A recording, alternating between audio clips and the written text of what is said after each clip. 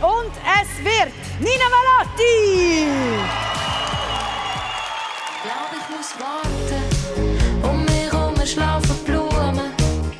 SRF 3 Best Talent Jahressiegerin. Herzliche Gratulation. Ja, fuck, wer hätte das gedacht? Ja, wer hätte das gedacht? Es kommt schon gut. Hast du selber daran geglaubt? Ja, amix schon und amix auch nicht, wie es halt so ist.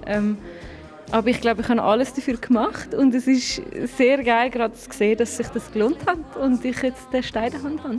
Kannst du bitte mal schnell erzählen, was du alles dafür gemacht hast?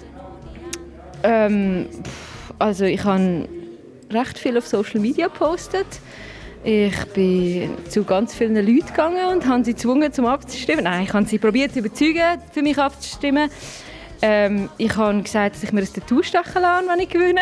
Es war eine sehr coole Zeit, wirklich. Und was gibt es jetzt für ein Tattoo? Ja, der Grund, dass ich den Stein habe, ist, das bin ja nicht ich allein, sondern es haben ganz viele Menschen mitbestimmt. Und ich würde sagen, ich würde die Abstimmung ab jetzt wieder eröffnen. Ich bin offen für Vorschläge.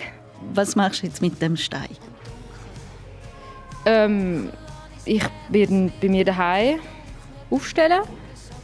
Vielleicht zuerst mal in der Nähe vom Bett, dass ich ihn jeden Abend anschauen kann. Und dann vielleicht in der Nähe vom Esstisch, dass ihn alle anderen anschauen können.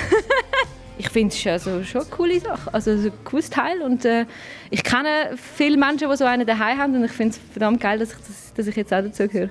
Herzlich willkommen in der SRF 3 Best Talent Jahressiegerinnenfamilie. Danke! So geil. Es kommt schon.